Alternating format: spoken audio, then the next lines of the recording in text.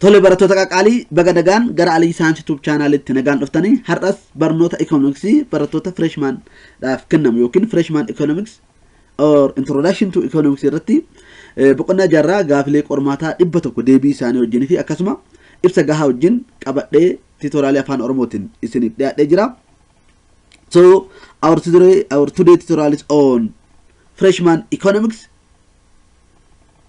or introduction to economics for freshman student, unit 6, 100 exam question with answer and also with explanation tutorial in Afan Oromo. So don't forget your video kan ilalta wanti sindagachun qabni maalidha VPN banatani ilalu hindagatina yokin VPN yokin CFOni banatani ilalu hindagatina sababni isas VPN banatani gaafa ilaltan video sirritti mul'atu ka quality qabu waan argattanif VPN banatani akka ilaltan asumaan afirraa kooti akkasuma Aliyi Saayinsii YouTube channel subscribe gochuun akkasuma video kana like subscribe gochuun Aliyi Saayinsii YouTube maatitaa gaafa like subscribe gootan wanta angadi like sudafee waan isin bira ga'uuf like subscribe gochuun maatii Aliyi Saayinsii ta'uu hin dagatina. Akkasuma kanatti aansee barnoota biraa freshman economics kan fayyadu kan gaafilee akka isin qopheessuu barbaadan karaa commenti na barreessuu hin dagatina. So let us start our tutorial on freshman economics unit 6 100 exam question with answer and also with explanation. So let us start. Instruction: choose the best answer for the question from the given alternative. Gaaflee si dhiyaatanii filannoo si dhiyaatan keessaa deebisirree ta'e filachuudhaan deebisidha. Question number 1. What does macroeconomics study? Macroeconomicsin waa'ee maalii qorataayedha. So the answer should be A. Overall behavior of the economy. Means that macroeconomics focus on the overall or aggregate behavior of economy, analyzing variables such as economic growth, unemployment, inflation, and national income. Question number 2. Which one of the following is not goal of macroeconomics? Gaafii lamaffaan kanneen armaan gadii keessaa isa kamtu galma yookiin kaayyoo dinagdee kaayyoo macroeconomics kan hin taane kam jedha. So that should be B. Achieving absolute income equality.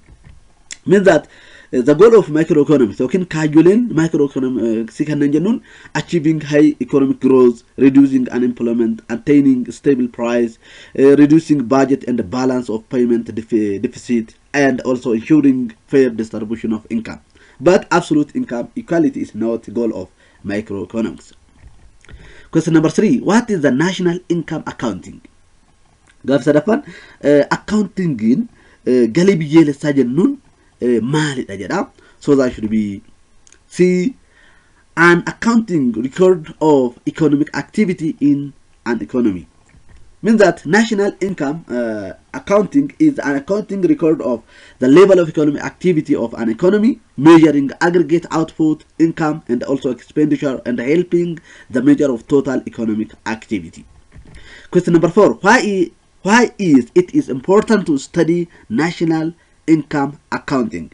Gaafarafa accounting galii biyyoolessaa qorachuun maaliif barbaachisaa ta'e jedha. So that should be A. To formulate policies and design plans. Means that studying national income accounting is important to measure the level of total output over time, observe the long-run trends, and also provide information to formulate policies and design plans. Question number 5. What does gross domestic product measure? Gaaf shanaffaan oomishni waliigalaa biyya keessa maal safaraa jedha. So that should be D. The total value of currently produced final goods and service within a country boundary.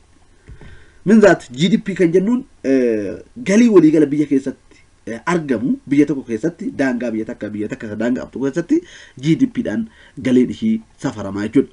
Kanaafuu GDP is measure the total value of currently produced final goods and service within a country boundary during a given period, usually 1 year. Question number 6.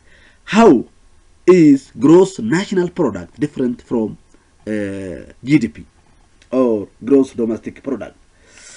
Gaafi jaffaan oomishni waliigala biyyaalessaa yookiin kan inni biyyaalessaa kan addunyaa guutuu GDP irraa yookiin oomisha biyya tokko keessaatiin garaagarummaa akkamii qabaatadha. So that should be C. Gross national product includes value of final goods and service produced by owned factories. Means that GDP includes the total value of final goods and service produced by domestically owned production irrespective of geographical location, and it is related to GDP through net factor income received from abroad. Question number 7. Which way used to avoid double counting when measuring GDP? Gaafi torbaffaan yeroo GDP safarru dachaadhaan irra deebinee lakkaa'uu akka hin lakkaa'amne kan hambisu isa kami jedha. So that should be A, adding the value of final goods and service. Means that to avoid double counting, GDP calculation include only final goods and service, not intermediate goods used in the production. So there are two possible ways to avoid double counting. These are taking only value of final goods and service, and the other is taking the sum of value added by all firms to each stage of production. Question number 8. Which relationship is correct regarding GDP and GNP? Hariiroo gross domestic product fi gross national product jidduu jiru kan sirrii ta'e kam jedha. So that should be B. Gross national product is equal to gross domestic product plus NFE. GDP calculate gaafa goonu GNP yookiin gross national product gaafa calculate goonu net factor income eda'u GDP gaafa goone isa biyyaalessaa argannaa jechuudha yookiin gross national product argannaa jechuudha. Question number 9. Why it is important to adjust GDP for inflation? Gaafi salgaffaan GDP kaala'insa jireenyaa sirreessuun maaliif barbaachisaa ta'edha? So that should be D. It reveals the change in output accurately. Means that adjusting GDP for inflation allows for accurate comparison of economic performance over time by revealing the true change in output and separate from price level changes. Question number 10. Which approach measures GDP by adding all expenditure on the final goods and service? Gaafi kurnaffaan baasii meeshaalee fi akkasuma tajaajilamtoota dhuma irratti bahu hunda ida'uun GDP kan madaalu kami jedha. So that should be B. Expenditure approach. Means that the expenditure approach measures GDP by adding all expenditure of the final goods and service produced in the country. Question number 11. What is the relationship between GDP and GNP if national factor income is positive? National factor income in positivity ta'e hariiroon GDP fi GNP jidduu jiru maal ta'a jedha. So that should be A. Gross national product is greater than gross domestic product. Means that if national factor income is positive, then gross national product is greater than GDP because the factor income received from abroad exceed the factor income paid to forgivers. Question number 12. Which approach to measure GDP avoids double counting by only including the value of final goods and service? Gaafi kudha lamaffaan gatii meeshaalee fi tajaajilamtoota dhuma qofa irratti hammachuudhaan dachaadhaan akka hin lakkaa'amne kan hambisu mala GDP safaruu keessaa isa kami jedha. So that should be C. Product approach. Means that product or value added approach to measure GDP avoid double counting by only including value of final goods and service, excluding intermediate goods. Question number 30. What is excluded from national income in income approach to measure GDP? Gaafi kudha sadaffaan mala galii GDP madaaluuf galii biyyaalessaa keessaa maaltu ala ta'a yookiin galii biyyaalessaatiin ala kan ta'e kami jedha. So that should be D. Transfer payments. Means that transfer payments such as old age pensions, unemployment benefit, and subsidies are excluded from national income because they do not reflect current production. So the transfer payments such as social security, unemployment payment are not counted on GDP as they do not reflect current production. Question number 40.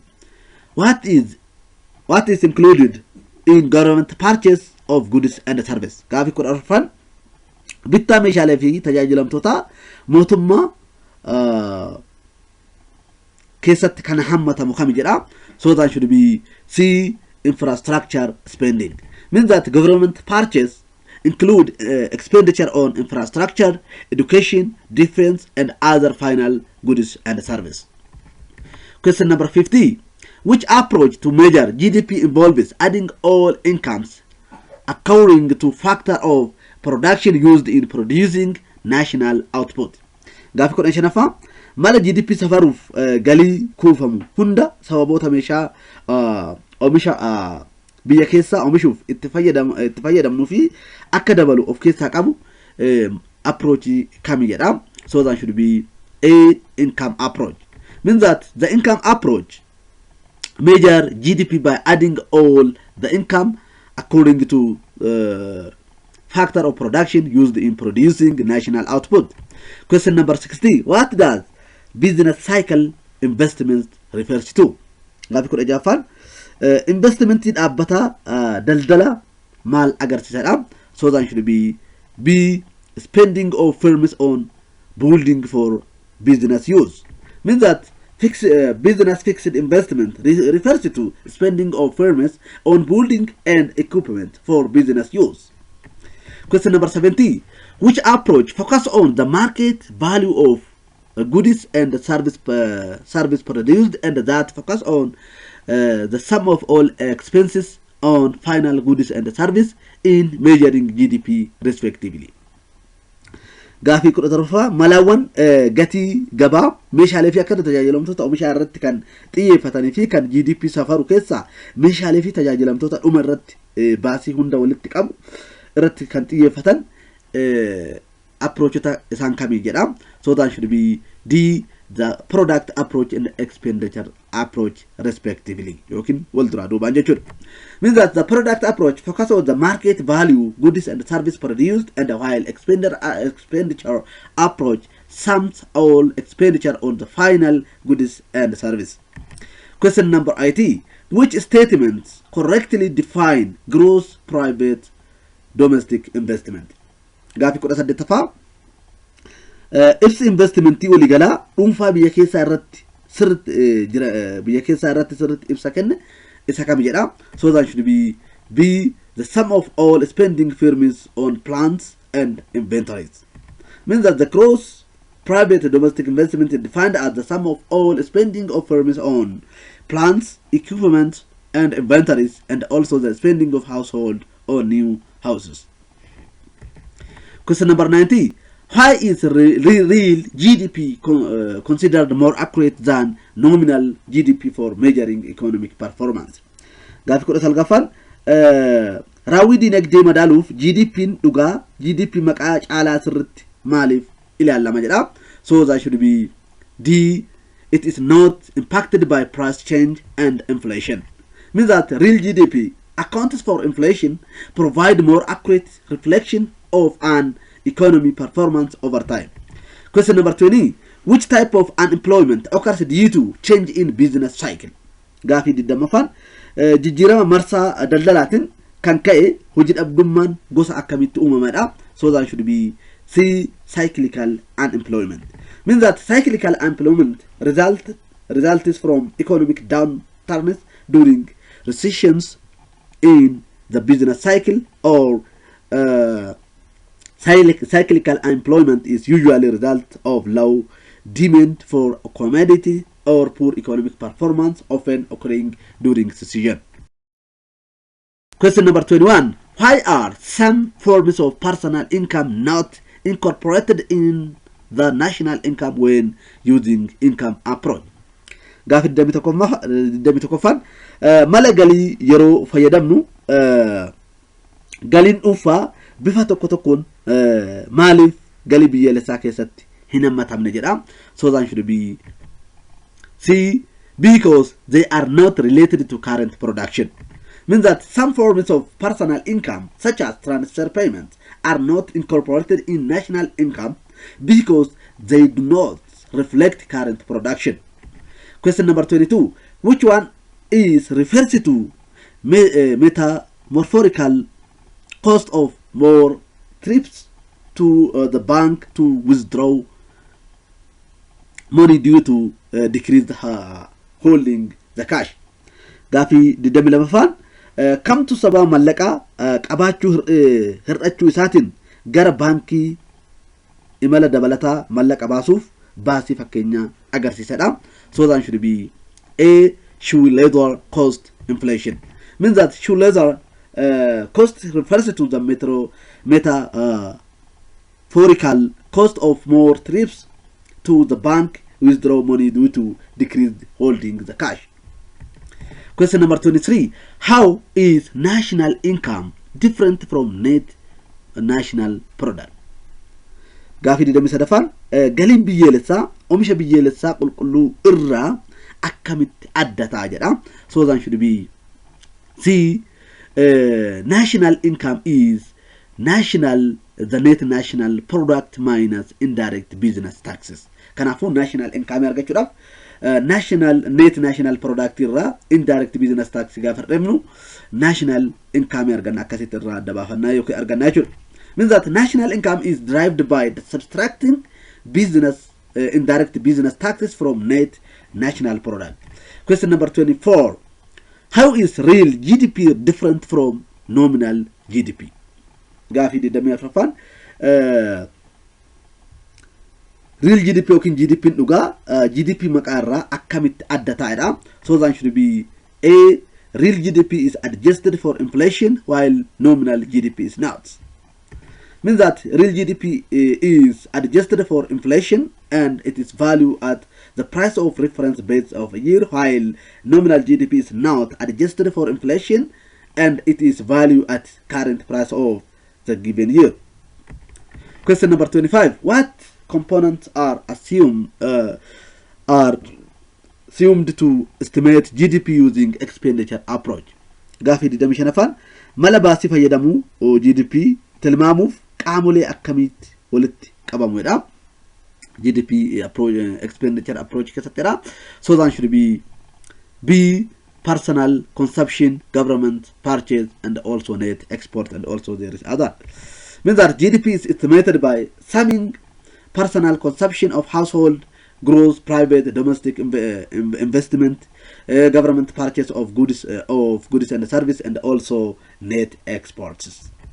Question number 26. The value of all final goods and service produced in a given year when value at the price of that year is called. Gaafii 26ffaan gatiin meeshaalee fi tajaajilamtoota dhuma bara murtaa'ee keessatti oomishaman hunda gatii bara saniitiin yeroo madaalamnu kun maal jedhame yoo madaallu kun maal jedhame waamamaadha. So that should be A, nominal GDP. Means that nominal GDP is the value of all final goods and service produced in a given year when valued at a price of that year. Question number 27. What is a business cycle? Gaafii 27ffaan marsaa daldalaa jechuun maal jechuudha? So that should be C, the natural fluctuation of economy over a time. Means that the business cycle refers to the periodic change in economic activity, including expansions and recessions. Question number 28. Which one is cause of inflation in an economy?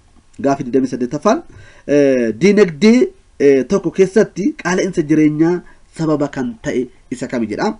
So that should be D, rising demand compared to supply. Inflation can occur when demand for goods and services exceed supply, lead to higher prices.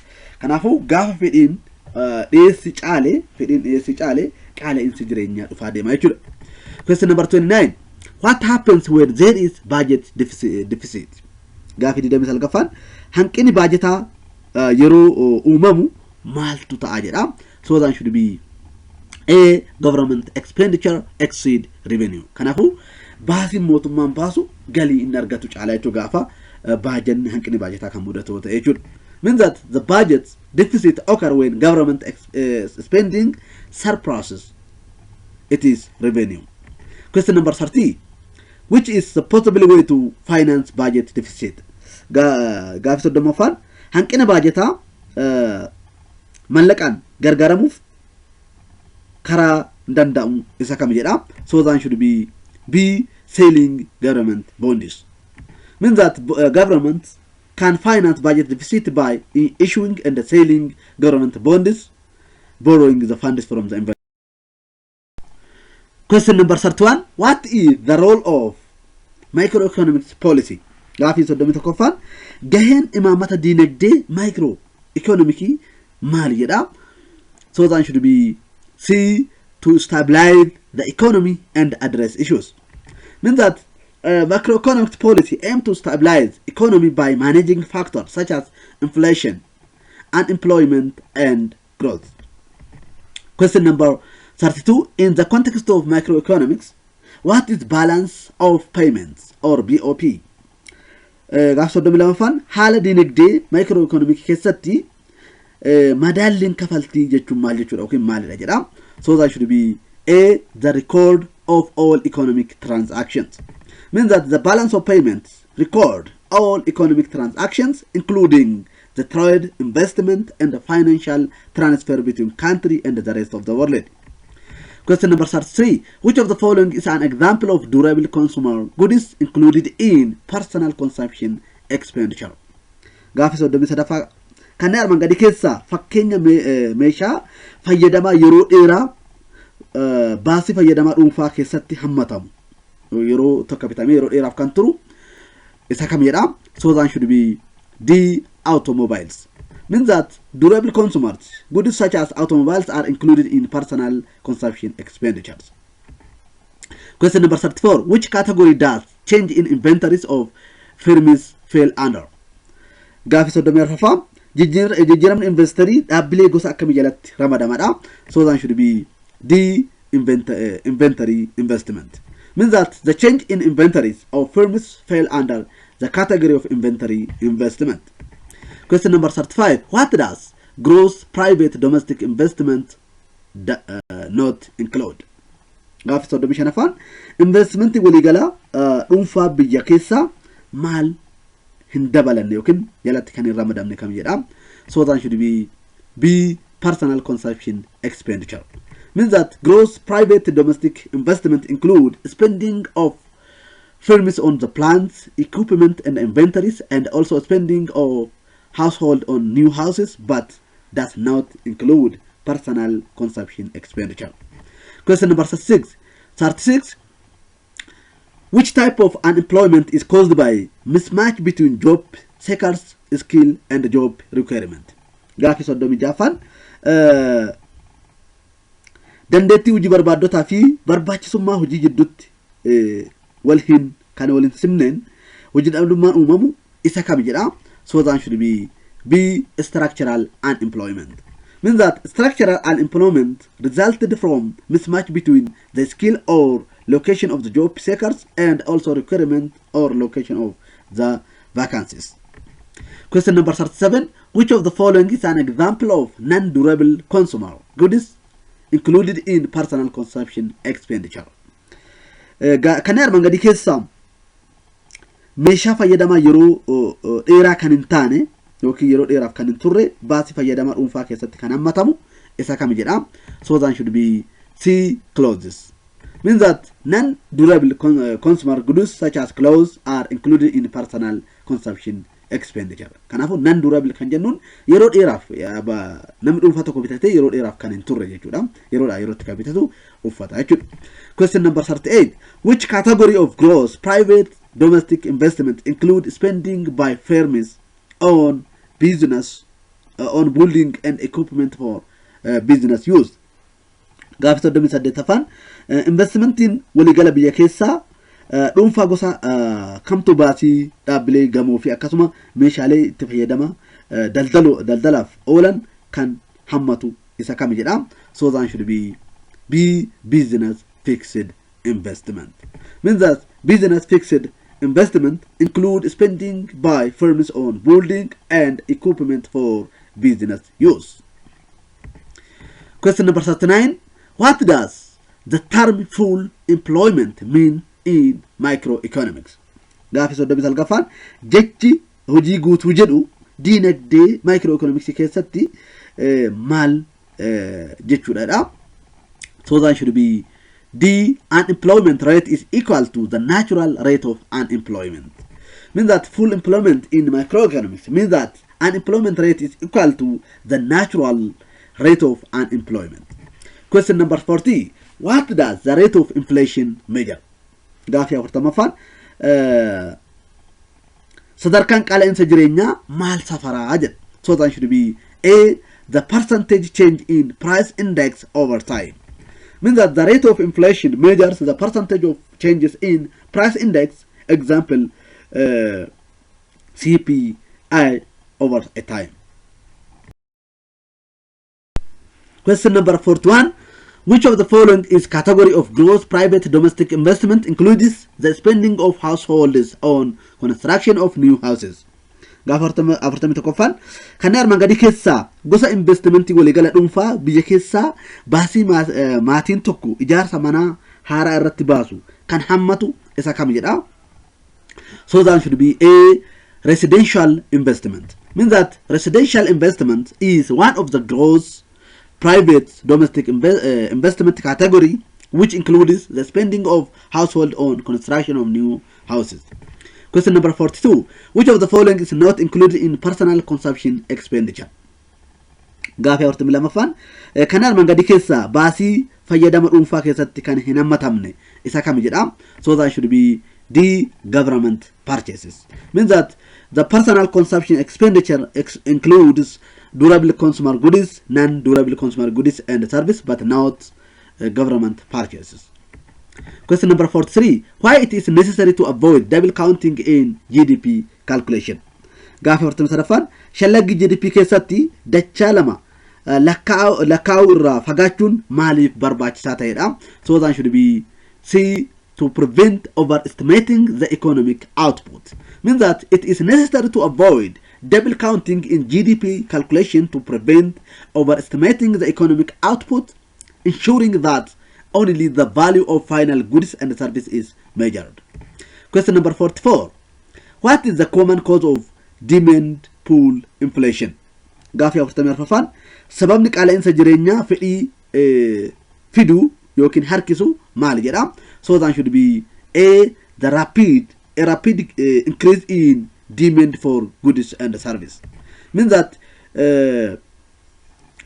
demand pool inflation is commonly caused by the rapid increase in demand for goods and service, often summarized to much money chasing too few goods.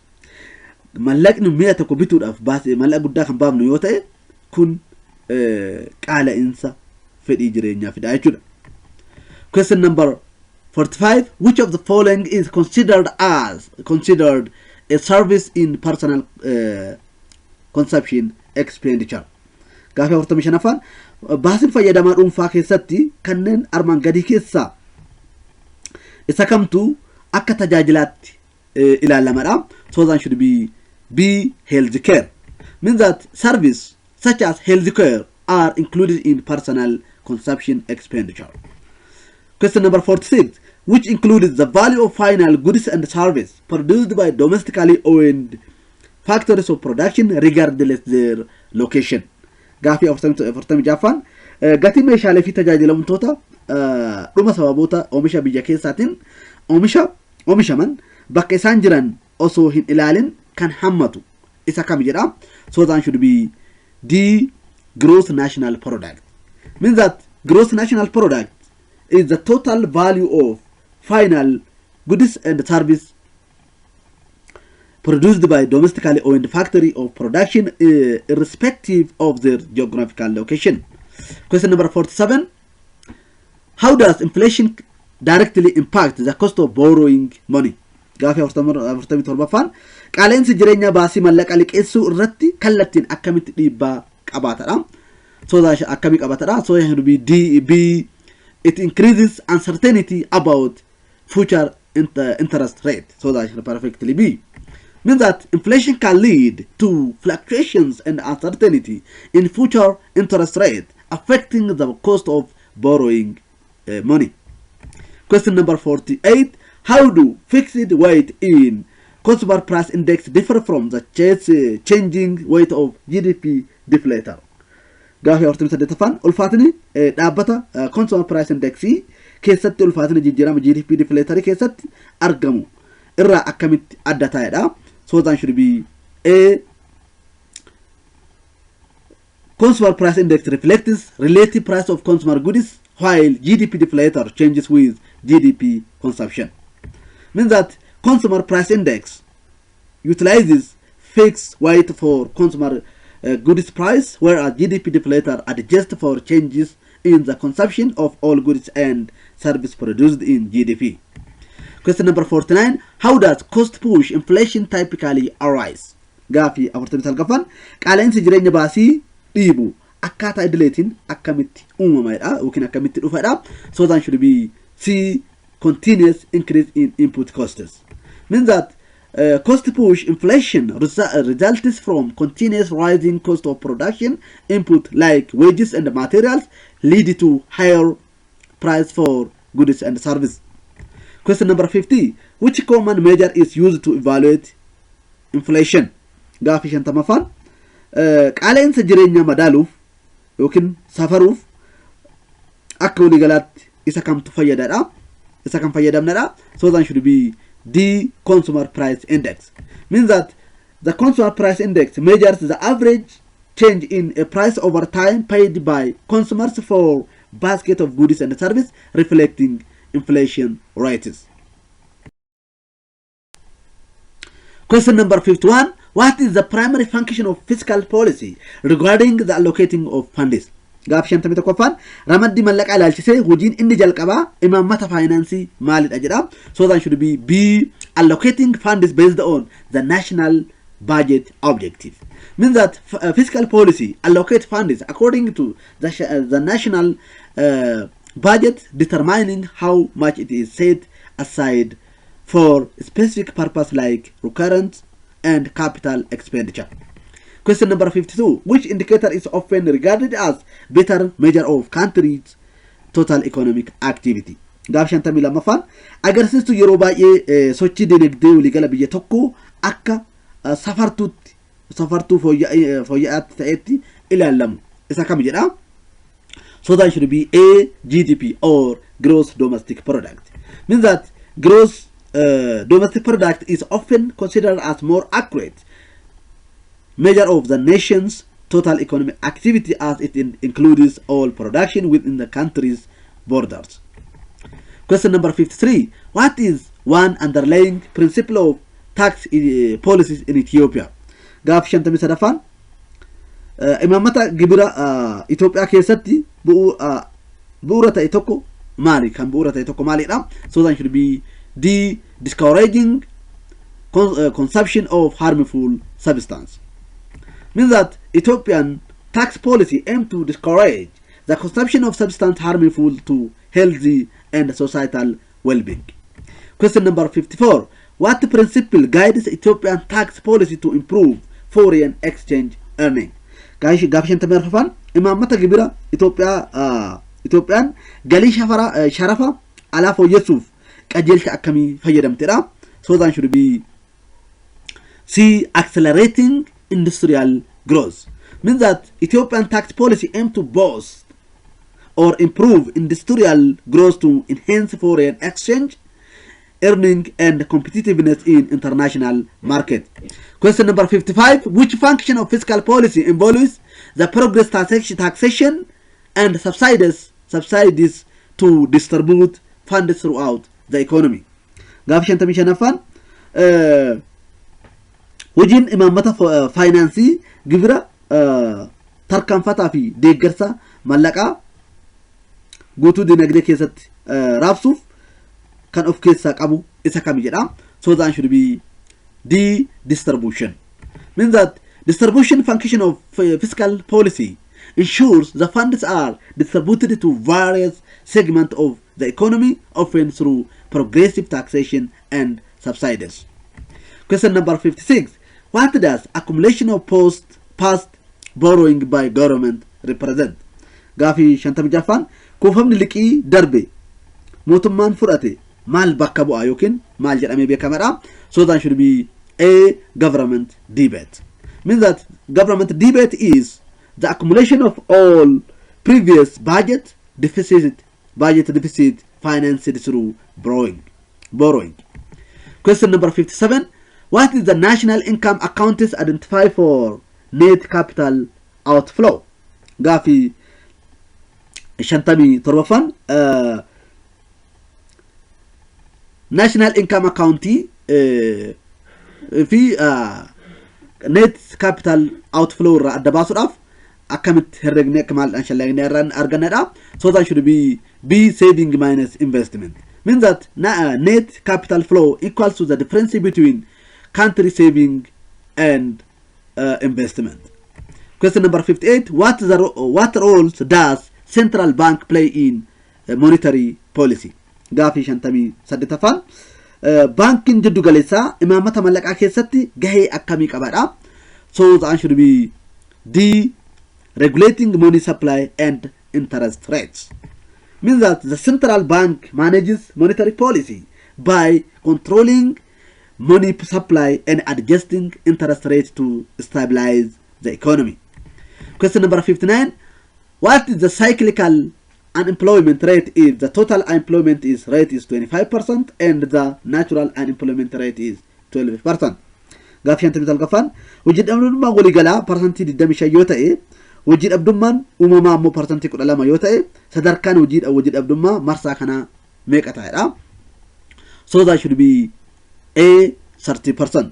Means that cyclical unemployment is the difference between total and the natural employment, which means 25 minus 12%, which gives 30%. Question number 60. Which show how nominal interest rates are influenced by real interest rates and expected inflation. Gaafii 60ffaan dhala maqaa dhala dhugaa fi akkasuma qaala'insa jireenyaa eeggamuun akkamitti akka dhiibbaa irra gahu kan ibsu isa kam jedha. So that should be A Fiscal equation. Means that Fiscal equation shows how nominal interest rates are influenced by real interest rates and expected inflation. Question number 61. Which measures the change in price by comparing nominal and real GDP values? Gaafii 61ffaan gadi GDP maqaa fi GDP dhugaa wal bira qabuun jijjiirama gatii kan safaru isa kam jedha. So that answer should be A GDP deflator.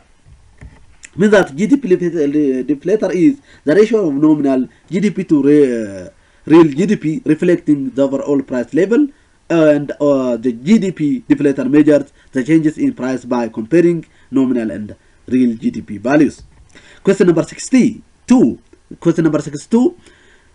How does GDP deflator differ from consumer price index? Gaafii 62ffaan GDP deflatorin index gatii fayyadamtoota irraa akkamitti adda ta'edha. So that should be B consumer price index measures the price of goods and service brought by consumers. Means that consumer price index includes the price of goods and service brought by consumers, whereas the GDP deflator covers overall domestically produced goods and service. Question number 63. What is the key effect of inflation on the economy? Gaafii 63ffaan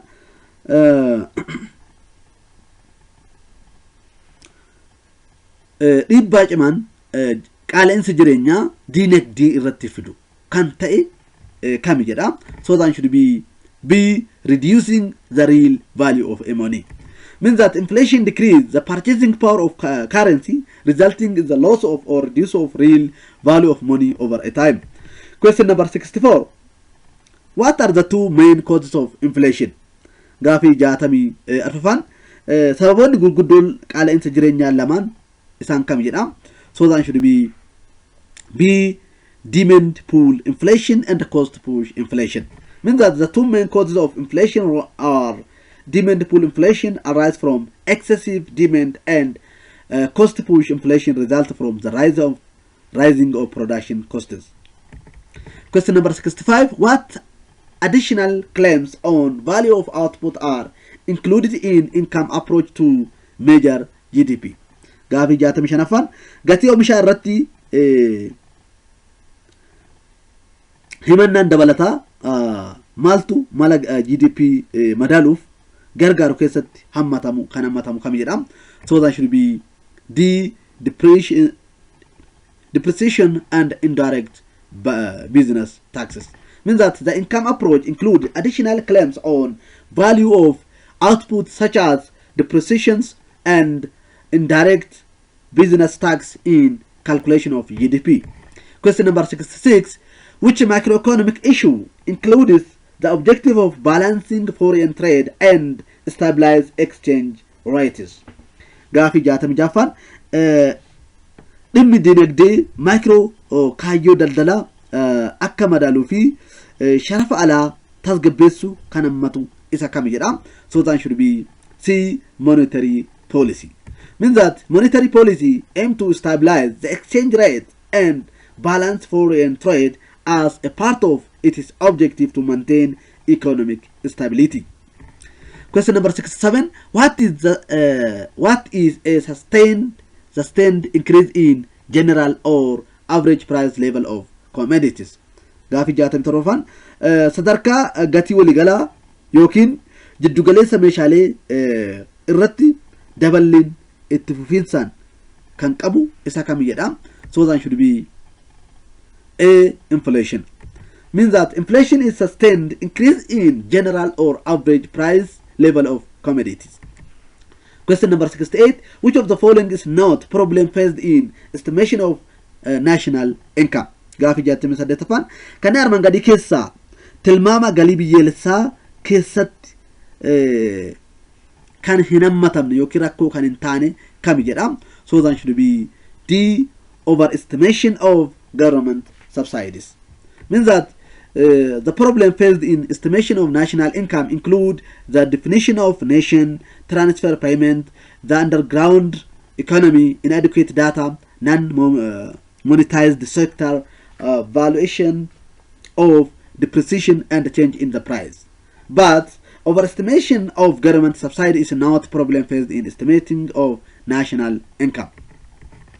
Question number 69. Why made the fixed basket of goods in consumer price index not reflect current consumption pattern accurately? Gaafii 69ffaan consumer price index keessatti meeshaaleen dhaabbataa ta'an maaliif akka fayyadama amma jirutti sirritti calaqqisiisuu dhiisuu danda'an jedha. So that should be C, consumer changes their purchasing habit over a time. Means that the fixed basket in consumer price index might not accurately reflect the current consumption's pattern because consumers' purchasing habit evolve over a time. Question number 70. What does net factor income represent in calculation of gross national product? Gaafii 70ffaan net na factor income shallagi GNP yookiin gross national product keessatti maal bakka bu'a yookiin akkamitti bakka bu'aadha. So that should be B, factor income received from board minus factor income paid to forgivers. Means that net factor income represents the net factor income, which is the factor income received from a board by country citizen less than or subtract or minus the factor income paid to forgivers. Question number 71. Why it is challenging to determine the stage of economic activity for national calculation? Gaafii 71ffaan shallagii galii biyyaalessaatiif sadarkaaleen sochii dinagdee murteessuun maaliif qormaata kun ulfaataa ta'edha. So that should be C, different stage considered based on the objective of measurement. Means that it is challenging to determine the stage of economic activity because different stage like production, distribution, and consumption may be considered based on whether the objective is to measure economic progress or welfare of the people. Question number 72. What difficulty arises from transfer payment in calculating national income? Gaafi torbaatamii lamaffaan galii biyyaalessaa shallaguu keessatti kafaltii jijjiirraa irraa rakkoon akkamii uumamaa? So that should be B. Transfer payment do not reflect current production. Means that transfer payment create difficulty in calculating national income because they do not reflect current production. They are merely redistributions of income from taxpayers to the recipient. Question number 73. How does inadequate data impact calculation of national income? Gaafi torbaatamii sadaffaan daataan gahaa ta'uu dhabuun shallaggi galii biyyaalessaa irratti dhiibbaa akkamii qabadha? So that should be A. It results in unreliable national income estimates. Means that inadequate data result in unreliable national income estimates, as accurate and comprehensive data are essential for precise calculation of national income. Question number 74. Why is the non-monetized sector of challenge for national income calculation in developing countries? Gaafi torbaatamii arfaffaan biyyoota guddachaa jiran keessatti dameen mallaqaa hin hojjenne shallaggi galii biyyaalessaa maaliif keessatti maaliif qormaata ta'adha? So that should be C. It includes goods retained for self-consumption. Means that the non-monetized sector is a challenge because it includes goods that are retained for self-consumption or exchanged informally, making it difficult to accurately value and include the national income calculation. Question number 75. What difficulty is associated with the valuation of depreciation in GDP calculation? Gaafi torbaatamii shanaffaan shallaggi GDP keessatti gatiin hir'ina gatii waliin wal qabatee rakkoo akkamii qabaatadha yookiin qabadha? So that should be D. Valuation of depreciation is complex and improvised. Means that the valuation of depreciation is complex and improvised, lead to challenge in deducting it is accurately from the gross national product to obtain the net national product. Question number 76. How do change in price level affect national income measurement? Gaafi torbaatamii jaffaan jijjiiramni sadarkaa gatii safartuu galii biyyaalessaa irratti dhiibbaa akkamii qaba jedha? So that should be C. They make it difficult to assess stable national income. Means that the change in price level affect national income measurement by making it difficult to assess stable national income as value of money keeps changing. Question number 77. How does lowering interest rate affect the investment? Gaafi torbaatamii torbaffaan dhala gadi buusuun investment irratti faayidaa akkamii qabaata? Investmentidha faayidaa akkamii qabaatadha? So that should be C. It increases investment. Means that lowering interest make borrowing cheaper for firms and lead to increased investment. Question number 78. What occurs when the value of imports exceeds the value of export, indicating deficit in current account and net borrowing the world financing market? Gaafi torbaatamii saddettaffaan gatiin galtee gatii alergii yoo caalu gabaa faayinaansii addunyaa keessatti hanqina herregaa ammaa fi liqii qulqulluu argachuudhaan maaltu uumamadha? So that should be B. Trade deficit. Means that a trade deficit occurs when the value of import exceeds the value of export, indicating deficit in the current account and net borrowing in the world financial market. Question number 79. Blank space means that the value of import equals to the value of export, resulting in neither trade surplus nor trade deficit. Gaafi torbaatamii salgaffaan bakka duwwaa jechuun gatiin galtee alergii wajjin gatiin galtee yookiin ka biyya keessa galfatanii fi gara biyya alaatti ergamu wal qixa yoo ta'e isas caalman daldala hanqina yookiin qaba surplus fi hanqina fi darbinsi kan hin jiraanne yoo ta'e kun maal jedhama bakka duwwaa kan galu. So that should be a balanced trade. Means that balanced trade, that the value of import equals to the value of export, resulting in neither the trade surplus nor the trade deficit. Question number 80, guys, what does unemployment refers to the microeconomic terms? Guys, wajid abdumman jechoota dinagdee microtin mal agarsiisadha. So that should be the people within a labor force who are without job but actively searching for a one.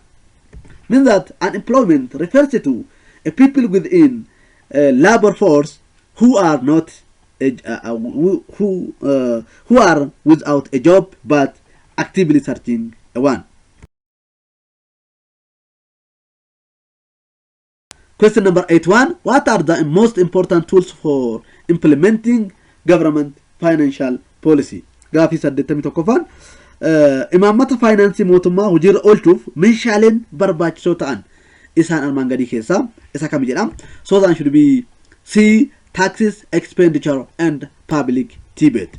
Means that the most important tools of implementing government financial policy, fiscal policy, are taxes, expenditure and public debate. Question number 82, why is fiscal policy considered an implement tool for the demand management? Gaafii 82 imaamanni finaansii bulchiinsa fedhii meeshaa barbaachisaa ta'e jedhamee maaliif ilaalamadha? So that should be D, it helps smooth out of volatility in real national output. Means that fiscal policy is considered an important tool for demand management as it helps smooth out of volatility in real national output, especially when economy has experienced an external shock. Question number 83, what is the common issue faced with defining nation for calculating national income? Gaafii 83 galii biyyaalessaa shallaguuf dhimma tokko yeroo hiikkaan dhimmi waligalaa itti mul'atu maal ta'edha? So that should be D, including income earned by national board. Means that when calculating national income, it is important to include income earned by national board, just not income within a political or geographical boundary of a country. Question number 84, what is a limitation related to focus on quality in GDP measurement? Gaafii 84 safartuun GDP keessatti qulqullina irratti xiyyeeffannoo kennu wajjin wal qabatee daangeffamni jiru maal jedha? So that should be B, it's difficult to currently account for improvement in quality of goods. Means that the limitation is that it is difficult to currently account for improvement in quality of goods, such as dramatic improvement in computer quality and the quality changes in other goods over a time.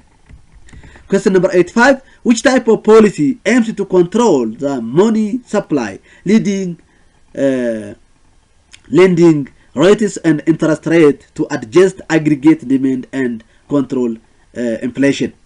Gaafii 85 gosti imaammata fedhii waligalaa sirreessuu fi qaala'insa jireenyaa to'achuuf dhiyeessii maallaqaa akkasuma reetii liqii fi dhala to'achuuf kan kaayyeffate isa kam yookiin kan irratti xiyyeeffatu isa kam jedhama? So that should be B, monetary policy. Means that monetary policy aims to control the money supply, lending rates and interest rates to adjust aggregate demand and control inflation. Question number 86, what is the main goal of macroeconomics policy measures? Gaafii 86 galmi guddaan tarkaanfiiwwan imaammata dinagdee micro economy maali jedha? So that should be A, to achieve sustainable economic growth and development. Means that the main goal of macroeconomic policy measure is to achieve sustainable economic growth and development. Question number 87, what does national income account identity show regarding the net capital outflow and the trade balance.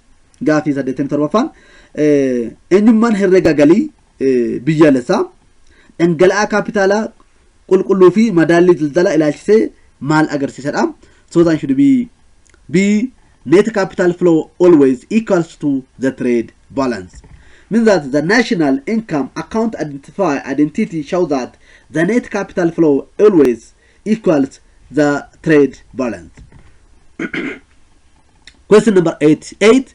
What happens if the balance between saving minus investment and net export is positive? Gaafi saddeettafaan madaalliin qusannaa investmentii irraa hir'isuu fi net alergii qulqulluu jidduu jiru yoo positive ta'e kun maal agarsiisadha. So that should be C. There is a trade surplus.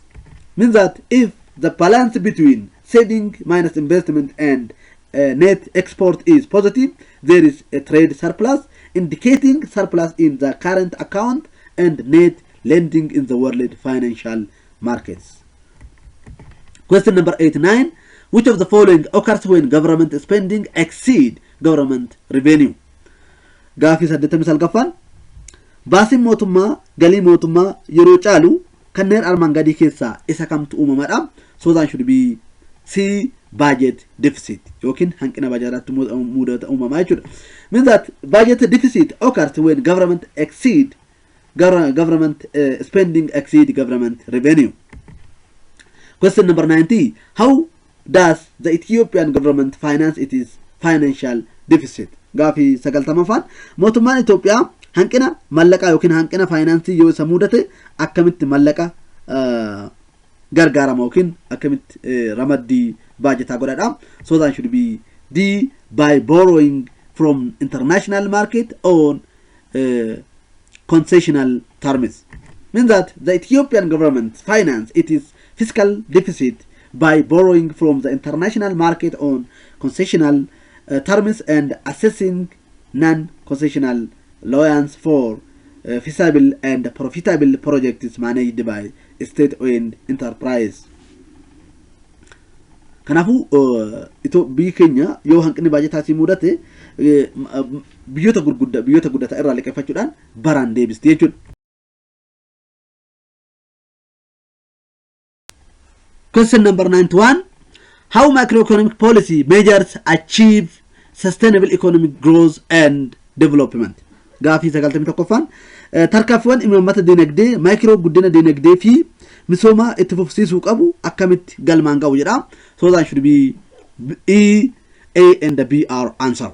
Means that macroeconomic policy achieve sustainable economic growth and development by maintaining moderate inflation, low unemployment, balanced foreign trade and stable exchange and also interest rate.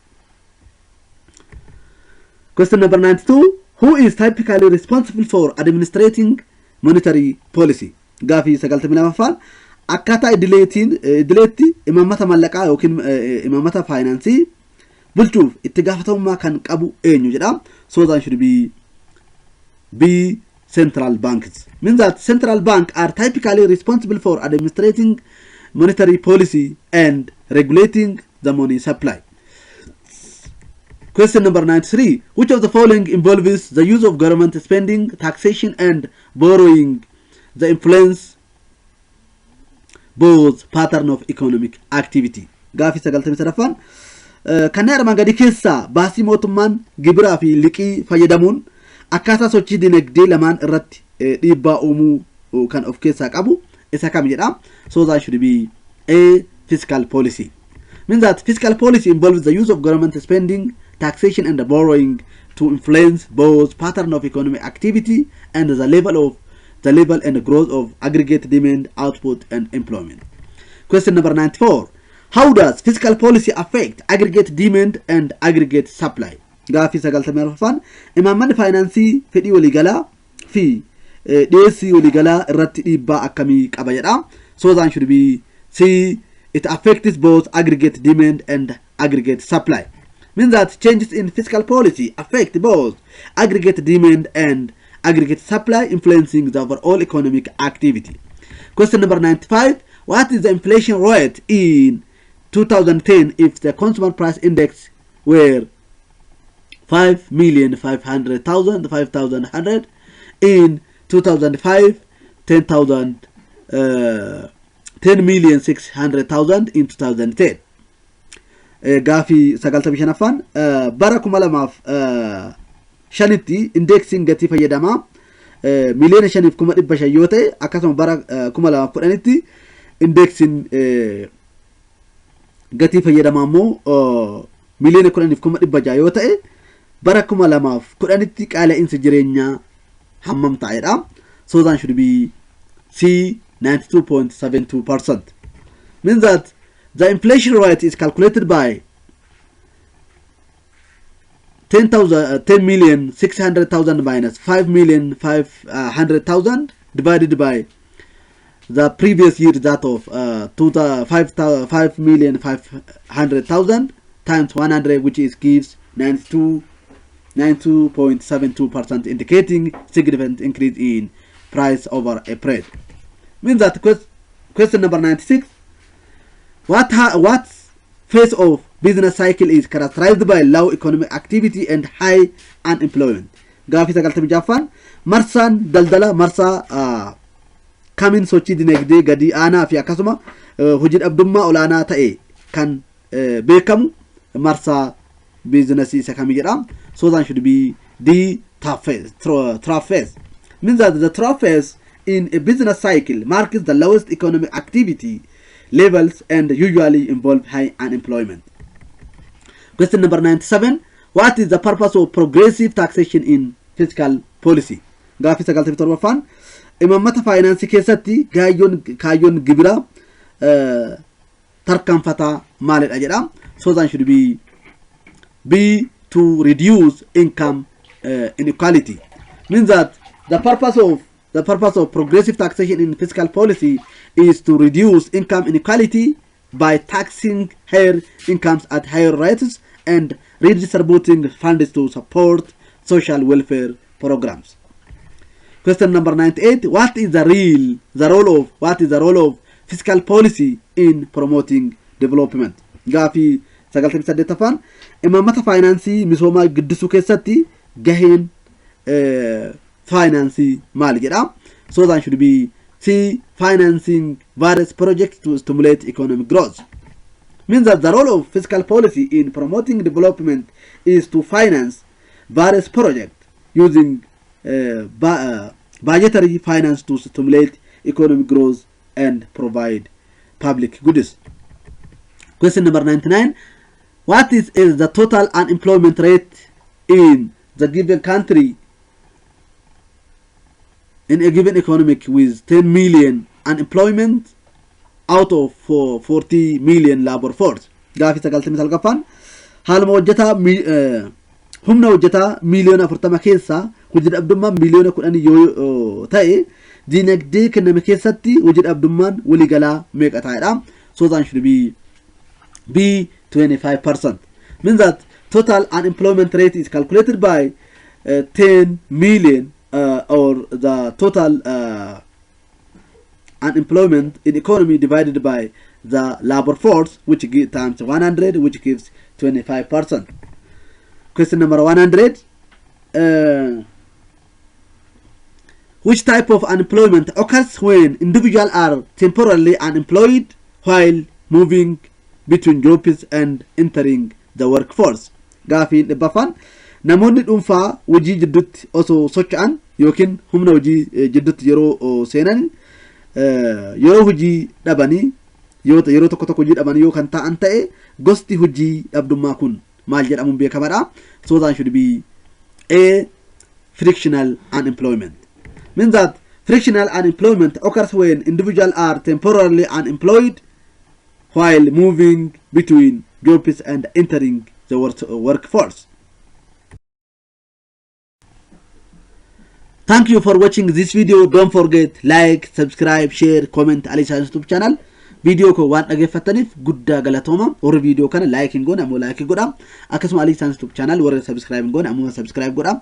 Gaafa like subscribe goota wanta angadi lakkisu dafee waan isin bira ga'uuf like subscribe gochuun dagatina. Like subscribe gaaf gootan akkuma angalakkiseen sekondoota muraasa keessatti viidiyoon angalakkis waan isin bira ga'uuf like subscribe gochuun akkasuma garee telegram group yoo qabaattanis achirratti share gochuun dagatina yeroo biraa viidiyoo biraa qabadhee hanga dhufutti yeroo gaarii sinaa ta'u galatooma akkasuma barnoota biraa irratti illee akkasuma dhiyeessoo akkasuma qopheessuu barbaadan karaa commentii barnoota kana irratti nu qopheessaa jechuun na barreessaa yeroo itti aanu viidiyoo biraa qabadhee hanga dhufutti yeroo gaarii sinaa ta'u galatooma thank you welcome back again